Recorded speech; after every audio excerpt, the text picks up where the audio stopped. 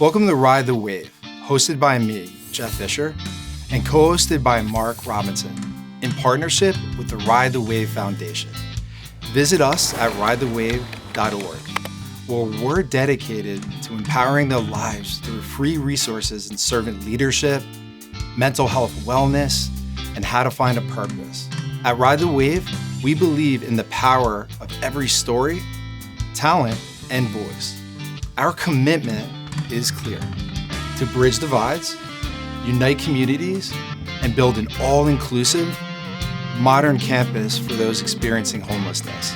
So let's dive in and ride the wave of positive change together. Hey everybody, thank you so much for joining us and riding the wave. I'm Jeff, and to my right, the man, the myth, the legend, Mark Robinson. What's going on, everybody? Mark, what do you say? Jeff? And with us today, somebody that needs no introduction. You've all seen and heard Javon. Javon Blue, how you doing? What's going on, guys?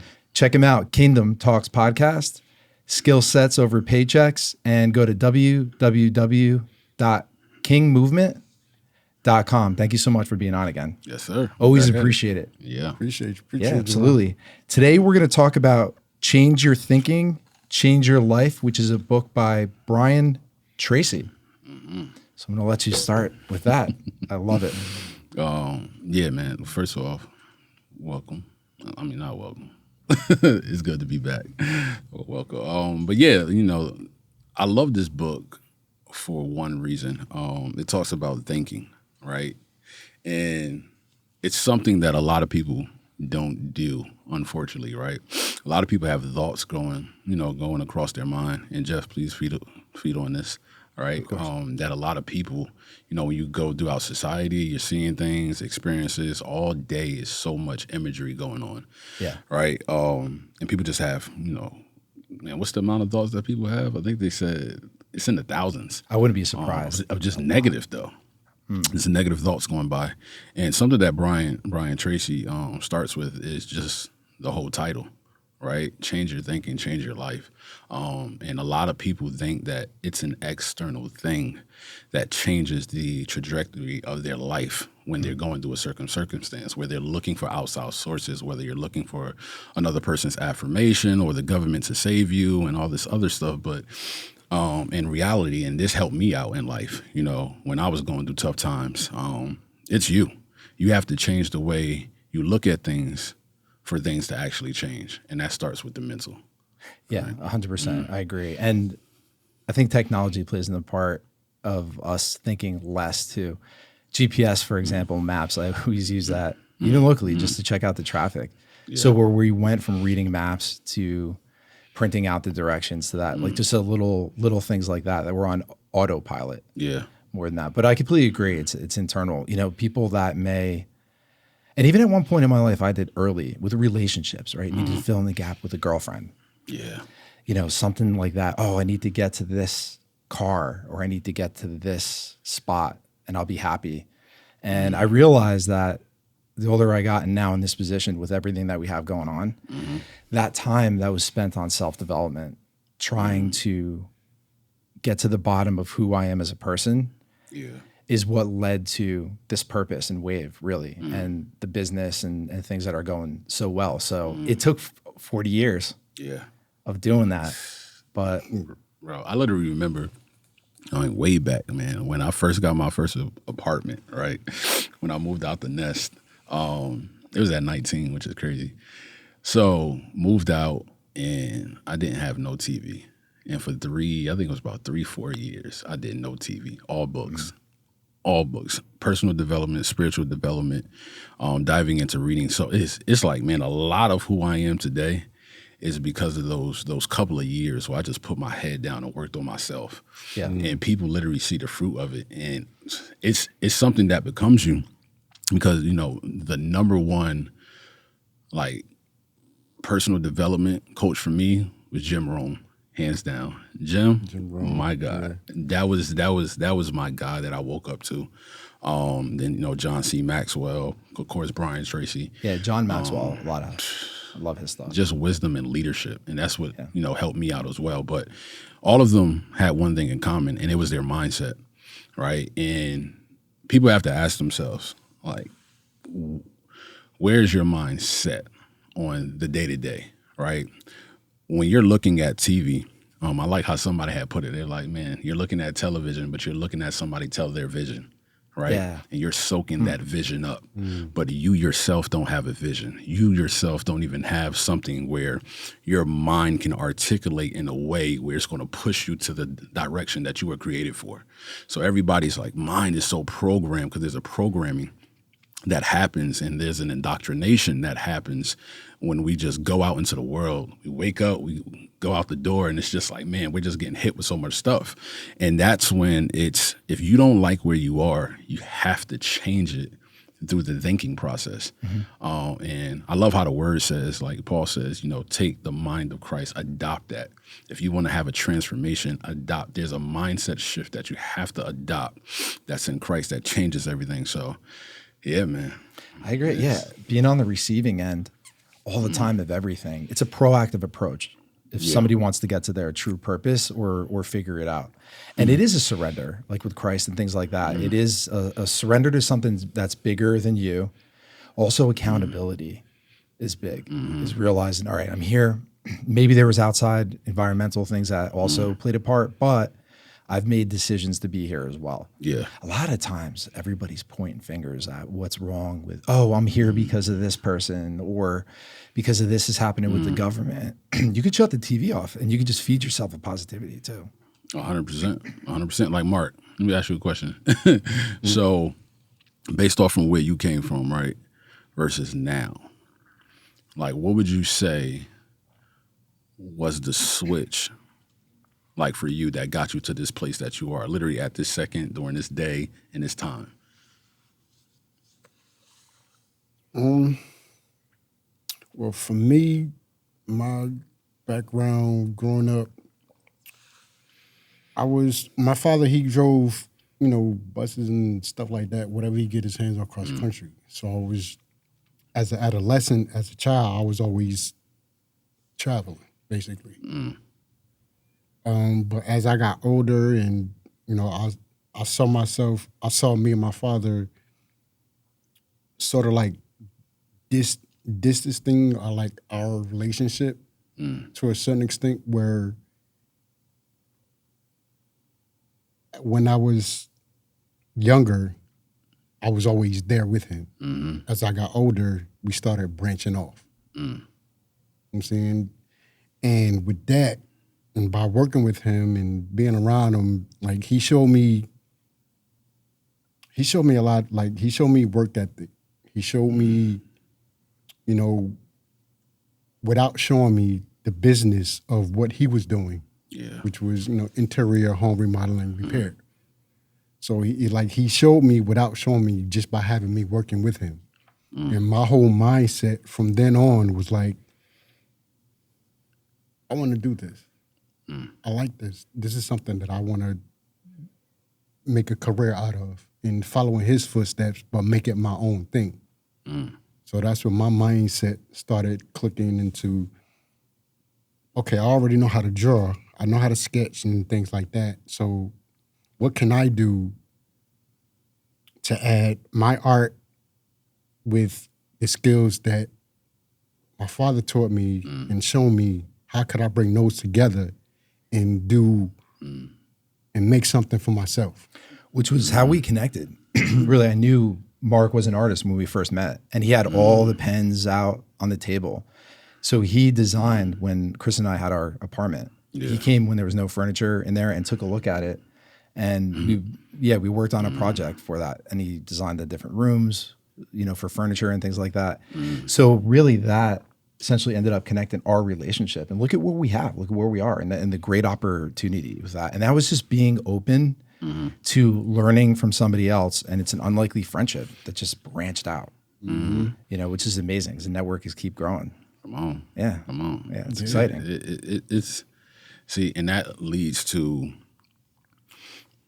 I kind of had this conversation with somebody, but like, what do you guys think is the difference between exposure and experience, because it shapes your mind, it shapes your thinking, it shapes everything. Yeah. So for me, I'll play it off like exposure. I believe that everybody should get exposed to something, number one, that they want to do, number two, that they've never even thought about doing, right? But just putting themselves in situations where they're uncomfortable, right, so that they can get exposed to something different, because once you get exposed, you can't go back. Once you see something, it's right. it's over. But the experience, another thing, like somebody going through an experience, is something that you can't take that away from a person. Right. And it alters their mind. Like, well, I'll say it alters their life backed by their mindset because of what they went through. So that's just my thing of like the difference. But what do you guys think?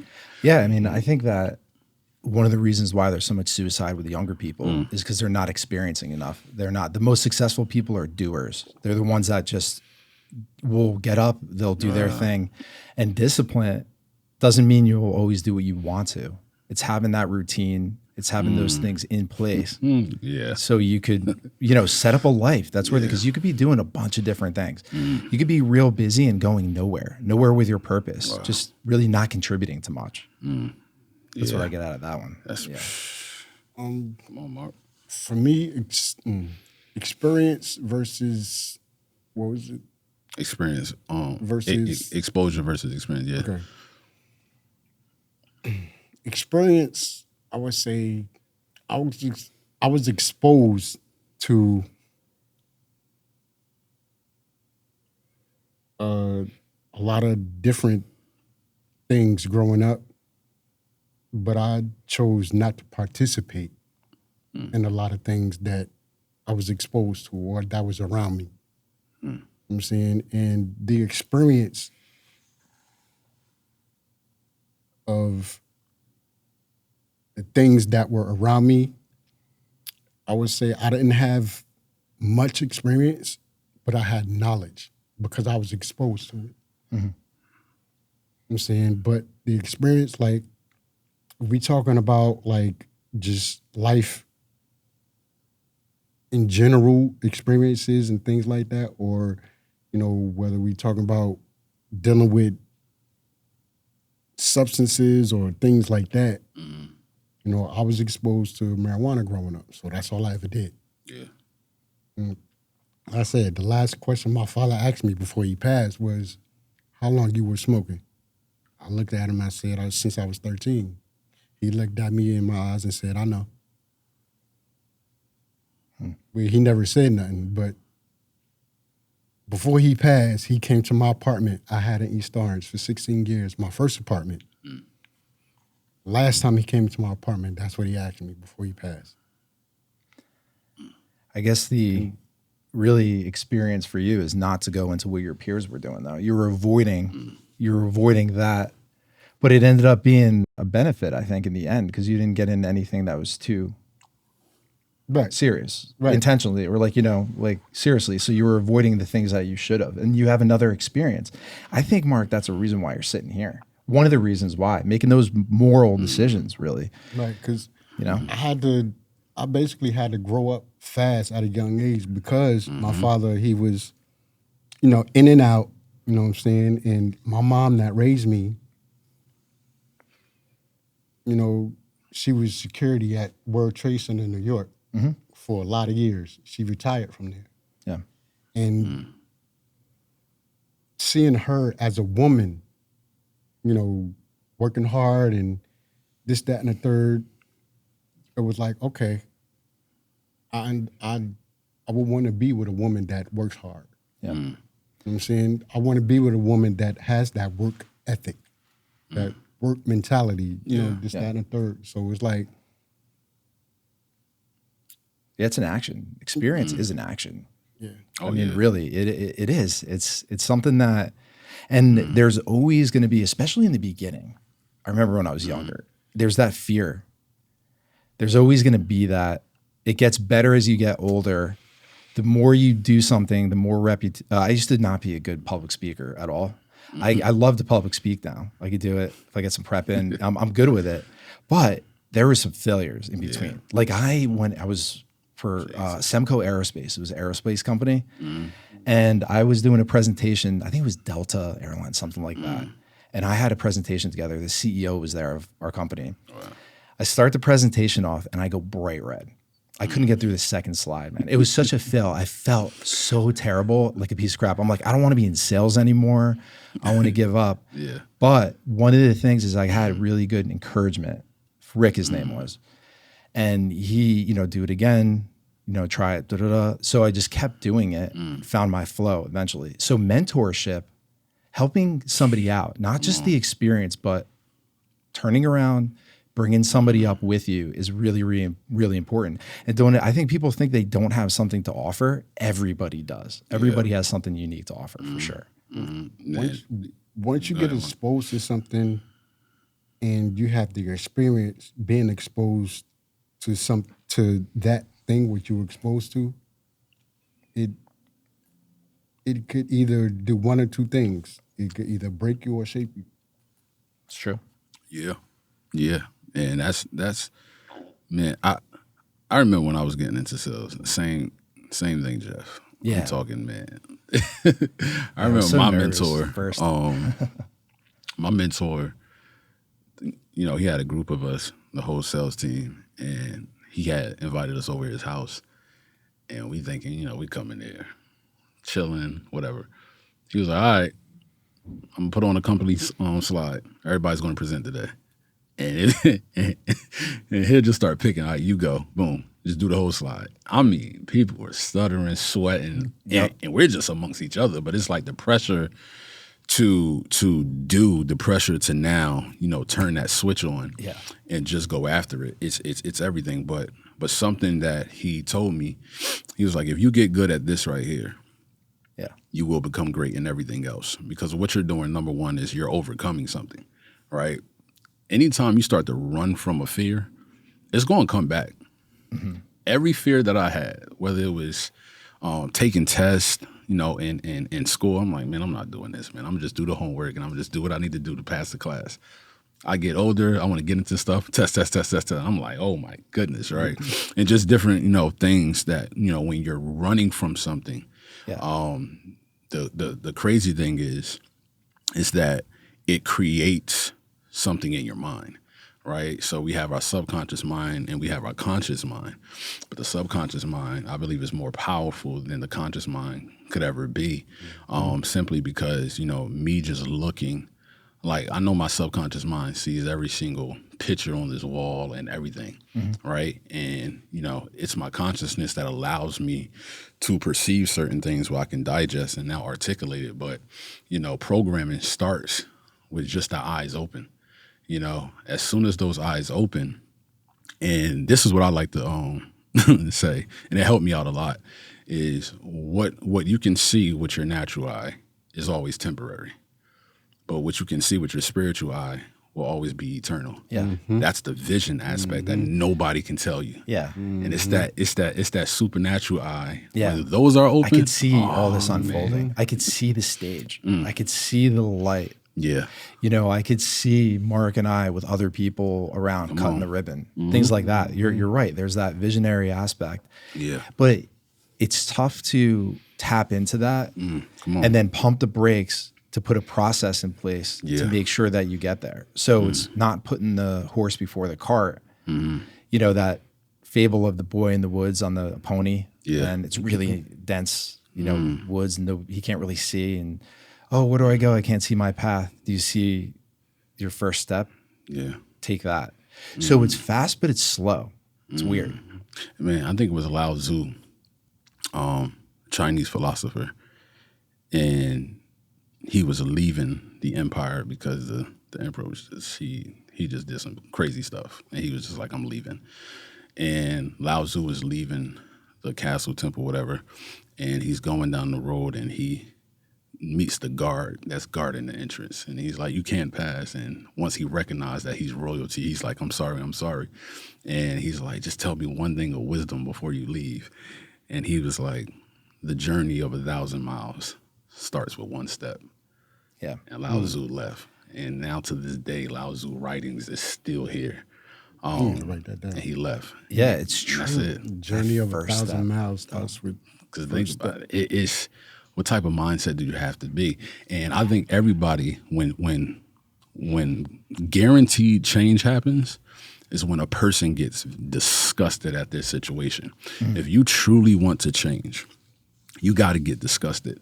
Like, you have to be so uncomfortable with where you're at that you move. Yeah. And that's the thing. It's like people just, even if you have it, it's like you still have to move. You know? Yeah. And it's such a problem. Mark and I, the other day on the ride back, Ed Milet's show was on, and they went over. Yeah, he's great. I love Ed Milet. Yeah. He's right there with actually Maxwell's going strong too. He's still active. He's doing speaking with Ed Milet, Gordon, all those guys. I think they had 2 interviews by now. Yeah, Ed and Maxwell. Yeah, he's amazing. But he was talking about the suicide rate with kids. That's why I mentioned before too. It's just in my mind. I couldn't believe the numbers are staggering. Oh, more than cancer, things like that. And it's that isolation and ties into exactly what you said, taking that action and just moving. Some kids can't even leave their place. They're afraid to go to the store. It's common now. Yep. It's this fear thing. And it's kind of like how, you know, within the prison system, you have solitary confinement. People call it the hole, whatever the case may be. That's the most inhumane thing you can do to any living being that can think. You get what I'm saying? But depending on the person who made up their mind, that would be the greatest thing that can ever happen to somebody. Right. Because now they have time to think. And that can be an also dangerous thing to somebody who is on the opposite side of them. Because the longer you give somebody time to think, the more powerful they can come up with a plan to execute. Got you. So there might be some people that would do the opposite thing. Exactly. Actually. It's like you throw him in. It's like the saying, you know, if you throw me to the wolves, I'm gonna come back leading the pack. Yeah. Right? It depends on the person. Some people are like, no, I'm not dying. Yeah. Throw me out there. I'm gonna have to die trying. But, you know, so it's all a mindset shift. And it's about taking those, and some people might read a self-help or do something. Through the years, I've done so much of that behind the scenes when no one was looking. That's why, like you said, it's coming to fruition now, sort of. It's like with me, but I feel like even if you get one thing, or for me, even if I got one thing out of it, I was fine with it, because something may not work. I would say don't give up if something doesn't work, really. Yeah. You know, or say, oh, you know what, this plan, this workbook, this whatever I'm doing, it's not working out for me. Try something else. You just might need another style of workbook or something. You know what I mean? It's that giving up that. But if you continue it, you start to uncover a lot of things internally. Man, it's nice. Quitting. people who quit, tell you, it really hurts you, like for the long run. Like, you know, there's certain things, you know, let me put it like this. There's certain things that you cut, and there's certain things that you prune, right? But they're both a cutting process. So with that, you know, the gardener going in, making sure that the vine, you know, the grapevine is good, he's going to have to cut off some stuff. Yeah. Right? But it's not to terminate or damage the plant. It's to help it become more fruitful. Yeah, it could be viewed as that. Cut off the dead leaves and cut off the dead, you know, the dead, whatever, I guess, energy or leaves or whatever you want to call it, is taking that dead part to make the other what's already healthy. Yeah. You know, keeping it healthy. Yeah. By taking off the dead energy, dead whatever. Yeah. People like Sylvester Stallone, 1,000 turndowns around for his movie. Yeah. Oprah Winfrey getting fired. Yep. You're never working TV. You know what I mean? Failure could be, if you look at it and view it that way, could be an opportunity. It could be that pruning. It could be an opportunity for something that you just don't see. I've had so many times, even with the business and the challenges with NCK equipment early on, where I thought it was the end of the world. Yeah. And then God provides if you keep open and you have faith and you put in the time and the work. And if also a morning routine is really important, I think, too. Yeah. Waking up early, having a certain set of things that you do each day, and a discipline really will put people in line there too. Yeah, yeah. I mean, it's the man that focuses on just the end goal and think that is his reward has already missed it. It's what right you're now. becoming.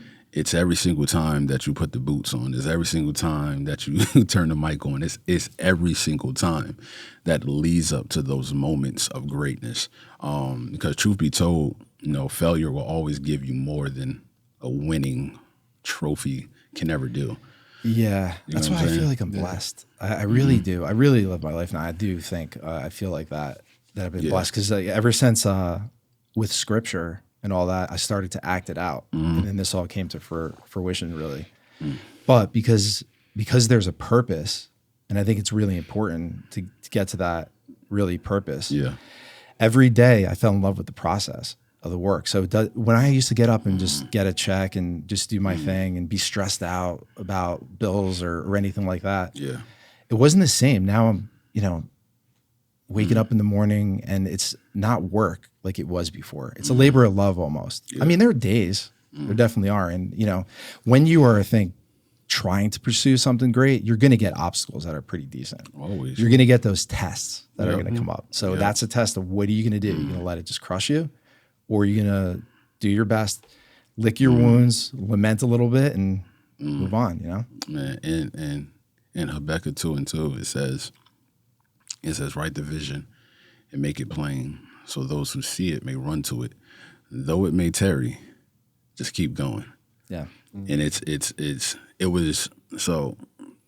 Habakkuk was in war, and this was the Lord giving him what to give to the people. Yeah. He's saying, write the vision. The vision is, I have already made sure that you're going to get through the war. Yeah. But you have to write the vision, make it plain, so the soldiers who see it will keep running. Mm-hmm. And even though it's going to tarry, you're going to go through the obstacles. Some of you will get killed. This, that, the third. I've already made provision. But you have to see it. And it's going into the thing is that so many people fail to live their dream because they don't see it every day. Mm-hmm. They think it's corny to do that. But the only reason you're so consistent in the job that you hate or the situation that you're in that you hate so much is because you see it every day. Yeah. You don't spend time, the 10% or the 20%, seeing what you want to do every single day. You know what I'm saying? And whether that's you, let's say you want to live in a certain area, man, you want to get out the hood, you want to live in a certain area, go get a Starbucks cup every single Saturday. Just go to the neighborhood. Hey, can I get a coffee? Boom. Now you're in the neighborhood. What that now does is your mind starts to shift. Yeah. It's like, man, number one, anybody could come over here. Number two, man, it's possible. And to add to that, success journals are pretty good too. Yeah. Taking note of, because there could be a scarcity mentality or an abundance mentality. You could be, here are the things that I don't have. Here's what's lacking in my life, or here, but when somebody's saying that, they have air conditioning in their place, they have food on their table, they're safe, things like that. So at the end of the day, I think it was Sweeney or Dabo, Clemson guy or somebody like that in sports, the coach, no matter what, players aren't acting right, it's a terrible day, at least 3 things that went well within that day. Because you're starting to program your mind, and you have the ability to program your mind essentially. Because naturally, if I didn't do a lot of the things that I do for positivity and reading scripture and stuff in the morning, I think that I could be positive, but I would start going south. I wouldn't be naturally as positive as I am, really. It takes work. Yeah. It really does. It does. It's a process.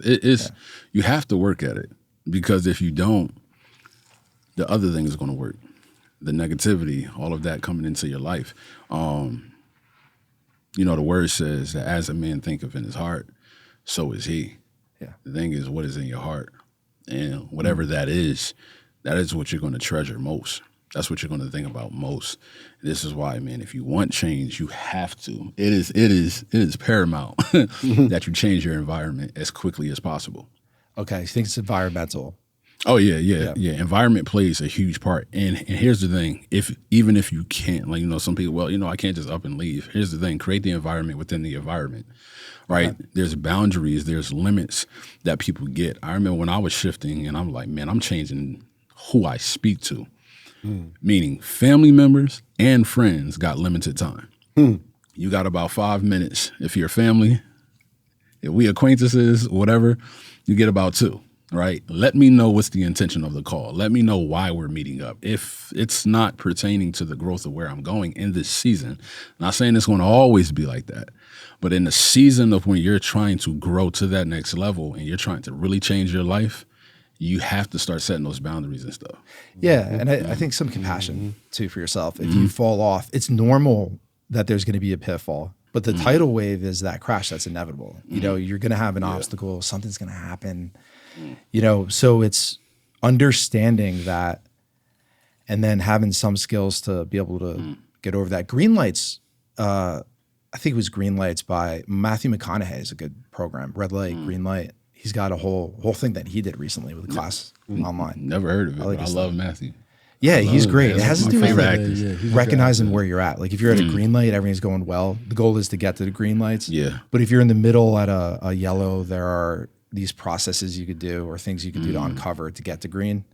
And then if you're in the red, that's like a disaster. Something's going really, really wrong. So get back to yellow. It's like one of those. It's pretty cool. Okay. Yeah. So why do y'all think people, like, they don't achieve as much as what they want, like, in life? Like, they'll go, they think about a thought, or they have a purpose, they have a passion, right? But now it's 30, 40 years later.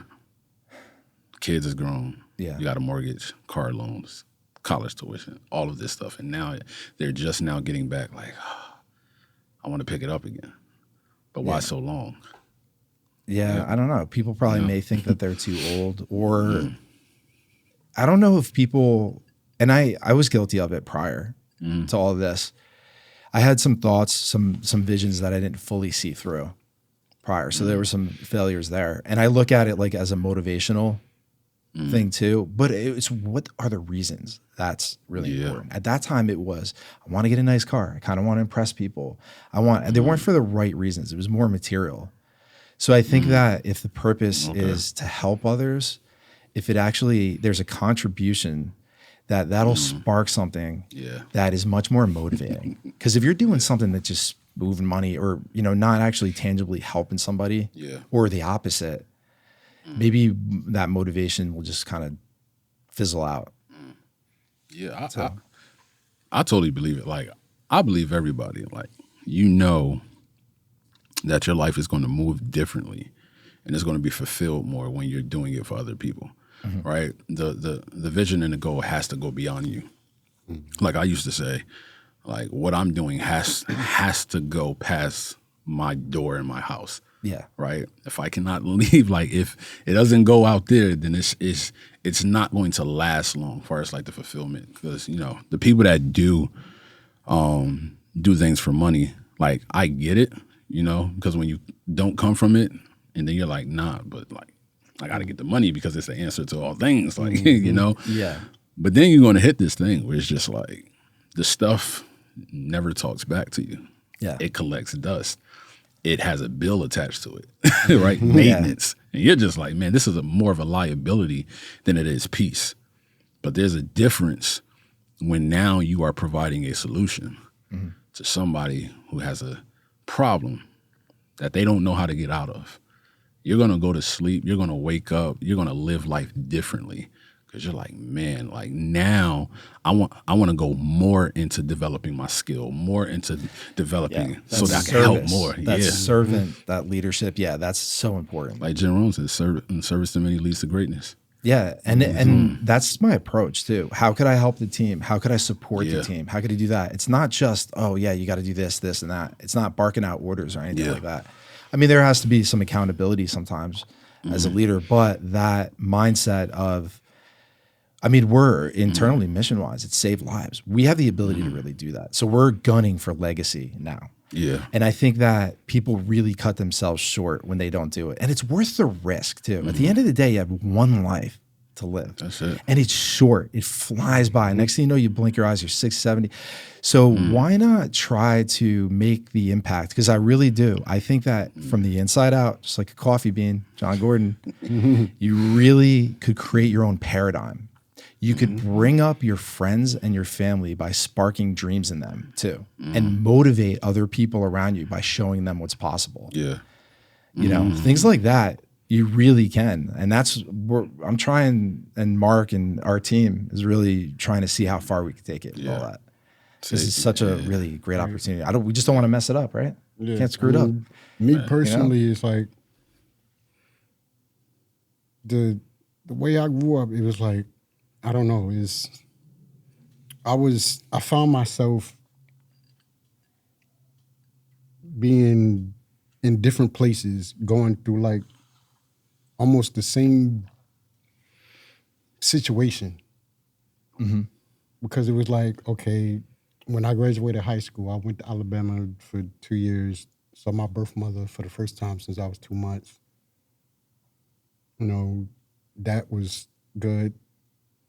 But then, you know, stuff started happening. Yeah. You know, I got kicked out of my mom's house, ended up living with my sister on that side of the family. You know, this, that, and the third, stuff happened. Next thing you know, I'm out in the street. And I found myself just being stranded on the streets of Alabama. Nobody to turn to, nowhere to go, this, that, and the third. Next thing you know, I found myself working at, it was a fast food restaurant called Hardee's. Oh, I know. Yeah, no Hardee's. Hardee's. Down south, baby. I think there's a Hardee's in Somerville too. Around there, there's one. I've never seen it in Jersey. Yeah, maybe one. Yeah, I was the only working one at that I've ever Hardee's, seen. and you know, crazy. I worked there for like, I would say maybe a year. You know, save up my money, whatever, things like that. Next thing you know, something happened. Next thing you know, I found myself in York, PA, living with a family. You know, got close or whatever. Next thing you know, I'm running the streets with the family son. You know, running from people, running from popos, and running from bullets and Popos. Oh my goodness. yeah, you know, running from the popos, running from bullets and people, and you know, being shot at, this, that, and the third. The next thing you know, I ended up back in Jersey somehow. I ended up living with my sister till she got her, you know, an apartment, until she got a house in New York. I had an apartment for a while till I got a 1-bedroom, because I was staying with her till she moved. Then I got moved into a 1-bedroom. Gotcha. And that's when my first apartment came in at. Yeah, I mean, you have such a different life than myself. I think you and I complement each other in a way, because your experiences, you're relatable to people that I may not be, or just the connections we have, like where through Mark's network and mine, and us really having a strategy to try to get up to the higher level. Yeah. To really, I'm going to the entree leadership through Ramsey Solutions, and I got the master series there to go to really get in front of people that are much better than me. And that's another thing I think is really important, right? Surrounding ourselves with, you know, the old phrase, if you're the smartest person in the room, leave the room. Yeah. It's true too. You know, 100%. And not being like upset when somebody knows more than you, learning from them, asking questions, that type of thing. I've always tried to do that, which has been a real benefit. It's the best thing. Yeah. Like, far as if you're the person that want to do something in life, you're not going to be the smartest in every room. It is them rooms that have what you want. Humble yourself. Right. You know I ask stupid questions all the time, but I don't care because I learned so much. So much. And here's the thing. When people are doing something in life, or they have reached your goal already, like they're just past it, nobody bashes anybody who's doing something, right? That come from doing something. So if I know that, you know, I'm good at this thing and I have mastered it, and then I see somebody else trying to master it, there's nothing negative that's going to come out my mouth. It's only the people who are not doing say so much. And this is why, like, you have to get in rooms that are way more qualified than you. Because those tables, there's only two things that's going to happen to a person, right? Let's just say, for example, you had a table full of billionaires, right? Elon Musk, the whole nine, right? And you come over, like there's a seat that's open, and then you sit down, right? It's only two things going to happen. It's either you're going to be very motivated because now you're at this table full of ideas, like people that have made stuff come to life, right? Or you're going to feel very threatened. where you're going to be insecure. You're going to be like, man, I'm not qualified. Oh, they just think they're all that. They're sitting at their own table. Oh, yeah. All of that is going to happen. But, there's only two things that's going to happen. So you have to be on the side of humility. And this is why it is so important to have that spiritual development as well. To know that, number one, your life is not your own. So if every billionaire is at that table that is doing that, they got there because they served another person. Right? You could everybody has faults, right? But Elon Musk did what he did so that other people could have a different car ride experience, right? Steve Jobs did what he did, and guess what? Half of everybody got an Apple. And it's blessing colleges, it's doing so much. So everything that these people have is because they helped somebody else. Right. So it's like, if you're not helping somebody else, but you want so much of what that person has, bro, it's not going to work out. Yeah. What I've uncovered and has been the lesson of my life most recently is there's also value in everyone. In everyone at any stage. There's so much value in Mark and I's friendip. I learn stuff all the time. I learn stuff about my patience sometimes, you know what I mean? We're like that. And just the resiliency in people that struggle hard. It's out by now. Dave's podcast was Mark's friend. And that was something that was eye-opening to me, just people really want to do well. Yeah. And they do. They're much smarter, and they have goals that I didn't expect.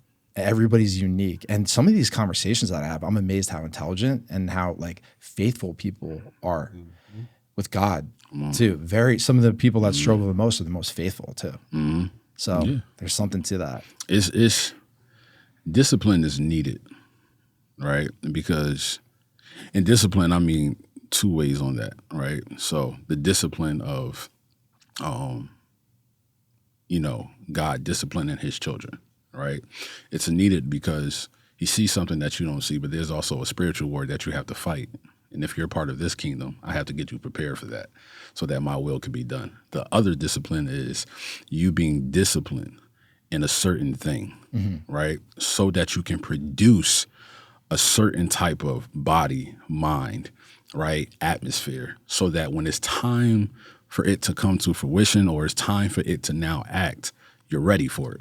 Yeah. Right? A person who is not disciplined is a person that can't even be a disciple, right? I cannot disciple you if you're not disciplined. I cannot do that because you don't have patience. You don't even have the mindset to be like, man, let me lay down what I do know so that I can pick up what I don't, right? I mean, Eric Thomas said this before. He said, you got to be willing to sacrifice who you are for what you will become. You have to sacrifice that because who you are right now, the way that you think, the way that you dress, the way that you talk, the way that you look at things, see things, like all of this stuff, everything about you has got you to where you are right now. Because if you would have achieved that with what you have right now, you will already be there. But since you are not there, right, lay it down. And because people have made it out of such terrible conditions, you can't really say, oh, yeah, you blame point figures as much as you want. But I mean, there's been people that have come up and been resilient through some conditions and some, unbelievable upbringings. And they end up either doing very well and contributing to society. That's, I guess, the thing. What's the contribution, essentially? You know what I mean? Do you think that one of the issues right now within the country is lack of that discipline as far as enforcement, certain laws and things like right now? Like, what you mean? Like, so when you said discipline, I don't know. I just kind of thought of the crime rates, all the goings on, sex trafficking, things like that, and all that. Do you think that it's because of that loosening up of that type of accountability or discipline? Yeah, in our culture, or I always start with the household, right? Yeah. So I always look at the household before I look at the community, and then I always look at the community before I look at the state or the country. I would say it's like levels to it, because more importantly, everybody is just people doing things, right? So you're still a person, you're still a human being that came into this world with a mother and a father. Now, my question is, what did they teach you?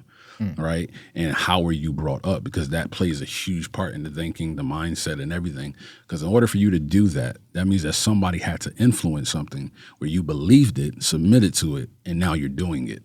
So there's a process that had to happen before you just committed an act, or we just have this abundance of crime, right? So with that, I always allow it to go back to, what are the men doing within communities that's backed by the household? So thank God for this, but my daughter had got approved into a Christian school this fall. Oh, congratulations there. Loving it. I remember Thank you telling me Thank you. that if she was applied or Oh whatever. man, That's awesome. I love it. I love it. So with that, there's a lot that me and my brother has put in his kids in as well. Something that we're going to be doing is, just walking around the school praying, walking around there, just making sure the kids is okay. Like the principal say, hey, listen, at any time, if you want to just walk the hallways and just check on the kids and just pray, just be there. They want to see. Power of prayer. And it's the power of presence. Yeah. You know what I'm saying? Yeah. So the fact that the kids don't just need to see the mothers or the women. A visual and a custom of men being present fathers and husbands. It's just men being there to say, we got y'all too. Yeah, because neglect is such a massive issue right now. Neglect, even in the same house, right? Yeah. I was talking about that in the car. Remember on the way here when Yeah. I was looking at the video, it was this teacher was disciplining a Oh, it was a child teacher. in school. This teacher, she was disciplining an 11-year-old child Middle school. in school. And the teacher was like, well, you're an 11-year-old child. Is this what your parents do at home? This is what they teach you? This, that, and the third. And the kid was just going off at the teacher, and the teacher had to physically force the kid to sit down and turn the seat around and everything. Like, is because there's no male figure there. Yeah. From what I've seen, just looking at that, there's no male figure there. Yeah, you don't know There the was no- situation specifically like, though, it- with it, if there is. They but- may have been, but at a certain point, you really got to look at it and be like, he needs a male figure. I think the difference there is the parents got upset at the school, but back with my parents, it probably would have been like, oh, well, what'd you do? What'd you do to get put that in the seat like that? You know what I mean? Like there's a difference where Also back softening then, of that, but I don't know. Also back then, like we said too, the teacher would discipline you, then send you home to your parents, and then you get another discipline from your parents. Then the community Yeah. would discipline you too before you even get to your parents. You know what I'm saying? I think that's there's none of that no more. That's a huge, like you can see the world today. Well, not the world. I'm gonna put this to United States, right? You can see the country today being different in so many areas. So you see how kids act today. I got two, right? And because she's a child, that's other friends that I'm seeing as well. Yeah. So I'm just seeing a group of children act a certain way. Right. So with that comes like, okay, so this is how they act, right? This is how the generation is acting. Why didn't all the others act like this before them? And you have to start looking at this stuff, man. Like it's so many policies and different things on how to discipline your child. And I think that's the problem. The moment the government starts getting in to your parenting in your household, that's a problem. Yeah, that know there what should I'm be no saying? place. I think that should be kept, any government, for making sure people are safe. Yeah. And there's order and law with certain things, moral law and things like that. Other than that, yeah, I don't think there should They be dipping any in say. way too much. A little bit too much. Too much. And what it does is it changes, going back to the mind, it changes the mind of the child when they know, watch this, when they know that somebody has more authority than their mother or their father. If I can now look at you and say, well, you can't touch me because my teacher said that, da, da, da, da. And if you do, I'm calling on. But if these kids are also watching TikTok and watching videos, we're talking about that receiving and that program. I didn't have really. I had a beeper in high school and then a flip phone probably out of high school, and I worked at my first retail job in sales. Yeah. that I knew I was going to be in sales was Singular Wireless before it merged with AT&T, Rockaway Mall.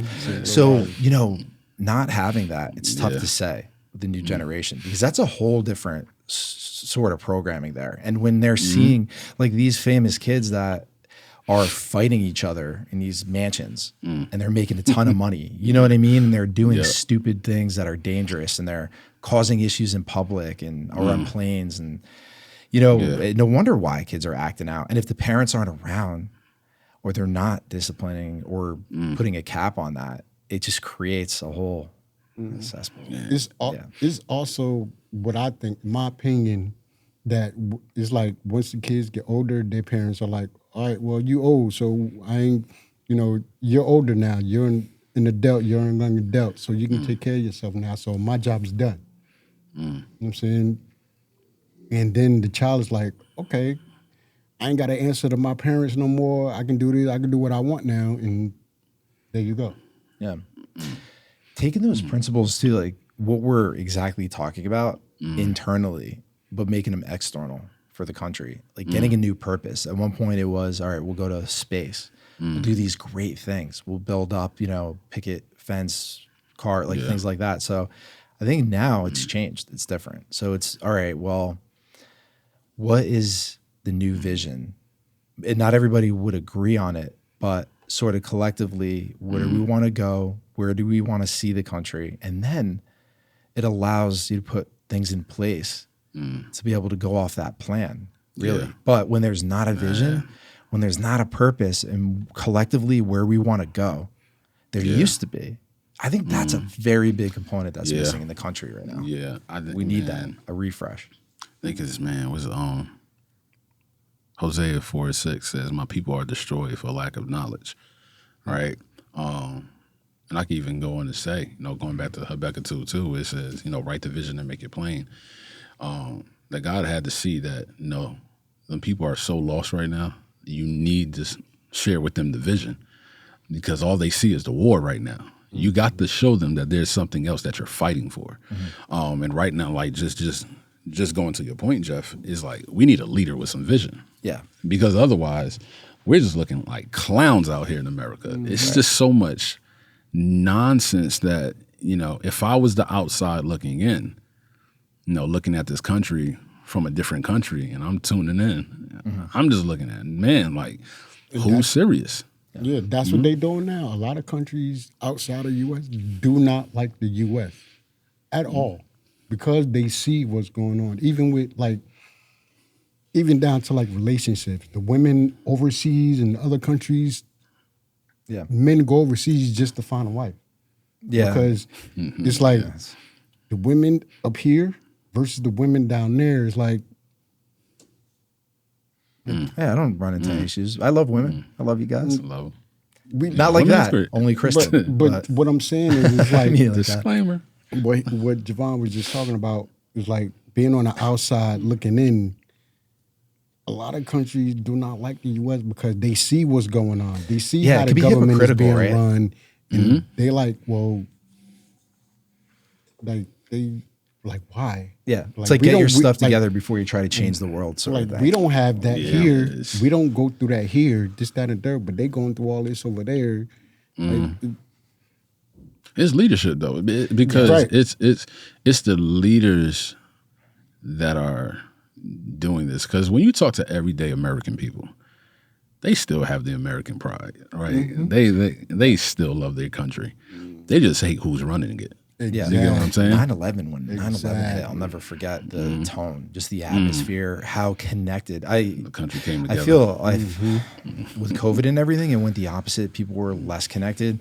I just hope, I pray that it's not going to be a tragedy again that ends up being the wake-up call that connects people. Because we need to do it sooner. We need to do it now. That with Marvin, the methadone episode was a learning experience there, because I feel like it's a cultural thing in the clinics and things like that. Yeah. That it should be more welcoming. There should be more positive and servant leadership principles that are in government and that are in those places. They should be run more business-like.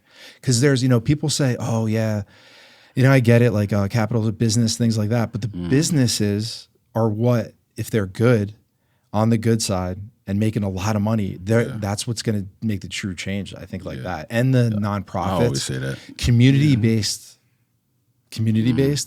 and the companies that are really contributing in a good way. I think that's because if you're so quick to dismiss business and stuff like that, just be careful with that. There's so many things that slap a label and are so cookie cutter and lazy and easy to me. Before, nobody looks under the hood at anything. They don't even know what the heck the source is. Like when you read that article, who was the author? What did they have for lunch when they read that article? What are their political beliefs? What did they do before? You know what I mean? Like nobody it's all, I believe face value, everything. It's so ridiculous today. It brings it back to the mindset. It brings it back to having your mind open to receive certain things, like what you just saying, running country or, running the country how it's supposed to be ran, running a business how it's supposed to be ran versus, just going in and just giving people positions and just letting everybody do their thing. No. Yeah. See, and that's why it's a beautiful thing when you have a country come together for one cause, right? And that's what I'm saying about it starts on the family level, right? A man that can have his family become one for a specific goal for the household, that man can lead thousands of people, right? Because he led the most important people that is one with him. So now imagine 500 of those men that lead their households well now come into the world. That's a really good point. It's an army that is structured by one thing. Like one of my favorite movies is 300. Shout out to it, right? And what that's my favorite movie. They was going out the war. I love that movie. They was going out the war and they met another army. I forgot Sparta. Which one. So the head guy was like, what is your profession? He's like, I'm a farmer. He's like, what is your profession? I'm this. And man, when he said, Spartans, what is your profession? It was a oneness. Yeah. It was a chant. And I said, see? Yep. When they said that, I had goosebumps when they did that on my arm. But look what happens when men who is on one accord, one spirit, leaves their home. And it makes sense that the enemy would try to take that away because that's the most important component of a really well put together, strong society. Right. Of morals. And within that movie, the enemy tried to, the enemy sees how powerful those 300 men were. Yeah. And they wanted the leader to be on their side. Right. Because that's right. They tried to strike a deal with him. I forgot. It's been a while since I've seen that. Right. Yeah. He liked how that 300 was being led. Yeah. Who was leading it. And he was like, I need him. Well, you got Mark on a passion. I need him on my team. But like, watch it though. Like that man, the leader, I think it was the Greeks, but the leader, literally before he left home. Was it Sparta or Spartans? They were Spartans. Right? Yeah. Spartans, yeah. But the most powerful scene, second, I would say, first, I don't know. I'm going back and forth. When he leaves and his wife says, you better come back with your shield or on it. Yep. I said, yeah. What does that mean right there? His household is good. His country is good. They believe in him. But more importantly, the wife is like, this is just what duty calls. If my wife would say this, but she already know, right? So, but with it, imagine so many wives seeing their husbands go off to do something, and they say that they have that spirit, they have that mind. That means that man has trained that woman as well. There's a oneness there that's like, even if you're not here, we're going to protect. Because that's the mind of the countryman. You get what I'm saying? When you say train, I think that ends up not being. She ends up being. The relationship gets closer where there's intimate. Support, intimate. So not like train in the sense of like you're trying to program something or make them to be you, really. Like I think naturally you start to believe in the same belief and you come together stronger with supportiveness. But like even with it, like me, like my job is for every weapon that's in my house, my wife has to know how to use it. I'm here with you. My wife and children are at home. Okay. 50-something miles safety away. Yeah. Okay. I have to train you in the way that I think when I'm with you, so that when I'm not there, you now have to protect the children. That makes sense. You get what I'm saying? Yeah. So my wife had to have some level of training when it comes to so many different things when I'm absent. And there's nothing wrong with that. It's beautiful, bro. I think that it's important to realize that. And, I get it, right? Today, it's very sensitive. It's very like back and forth and, with the roles and things like that. But maybe there is a specific reason for it. And maybe it's not as bad as people think when it's connected and it's in sync. And it really, because we do have differences and we do have things that complement another in there. And I know that we've talked about it in the past in scripture and things like that. It ties in, there's science behind it as well. There's just a fact. So there's things that you can't deny, but yeah, I get that. That makes sense. If the household is strong, that is really country everything. will But be. it's not an easy thing to do. It's hard, bro. It's hard. I think that's like the main challenge is because I could get so caught up with this work, things like that, that I got to make sure that I'm turning back around and then, really making sure that I'm supporting Kristen, things like that, and not get too far off the reservation. Or like including. Yeah. You know what I'm saying? Inclusion. Like there has to be, like your family has to be included in all that you do in some way. Like, so you're doing this, okay, man, can you help me? Like you're good at digital. Right. Make me a flyer. Something. Yeah. You know what I'm Yeah, saying? absolutely. That's one reason why I love my mom that raised me. Not to discredit my mom that birthed me. Love you, Ma. Love you. Shout out. Gotta do it. But I love like my mom that raised me. I was a part of her. I was a part of her life. Besides her raising me, I was a part of her work life. Meaning, I always tell people, I can remember being 5, 6, 7 years old, leaving my house, leaving the house, catching a bus, the 5 Kenny bus, down to North Penn Station, catching a train from New York Penn Station That's crazy. to the World Trade Center to meet my mother at her job. You had to grow up quick. I know that whole Getting route. on that. Yeah. You know what I'm saying? I used to take that to Connecticut to go see my girlfriend at the time, which is my wife now. Oh, really? So- yeah. No, it's, you know what? So, It's, and then, your I would- experiences. Sorry, go ahead. I'm saying I would get to the lobby, and they would immediately get on the loudspeaker. Miss such, your son is downstairs. You know what I'm saying? Da da da.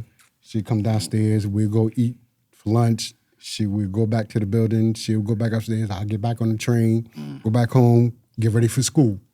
Just goes to show that family is I'm so doing all important. this before I went to school. Yeah. Meeting my mother at her job before I went to school. Yeah. See how important You it is to know what I'm have strong parents. And, Javon, as usual, really good conversation. I like this one a lot. Yeah, we could unpack even more, maybe even stretch it out, but always appreciate you. Yes, I know sir. that we had recently talked and you're going to be once a month, so recurring. Yes, sir. Yeah, because I think that you bring a lot to the table, man. And we genuinely really appreciate every time you sit down. Listen. It's always insightful. Always, man. Always Yeah. a pleasure. Always an honor. We definitely have a Always. connection. We have chemistry on. So, yeah, it's been great. That's it. Appreciate you Appreciate it. guys. Yeah, absolutely. You guys take care. Thanks so much for tuning in. We got Javon. It was an amazing one. Have a great one. Take care, next guys. time. Thank you for tuning in to Ride the Wave. It's been a pleasure having you with us as we explore ways to make a positive impact together. Remember, every little wave creates a ripple of change. We appreciate any support you can provide as we plan to build an all-inclusive, modern campus and empower communities. For details on how you can contribute through various platforms, please visit us at ridethewave.org. Until next time, keep riding the wave of change with us. I'm Jeff Fisher, signing off, but the journey continues.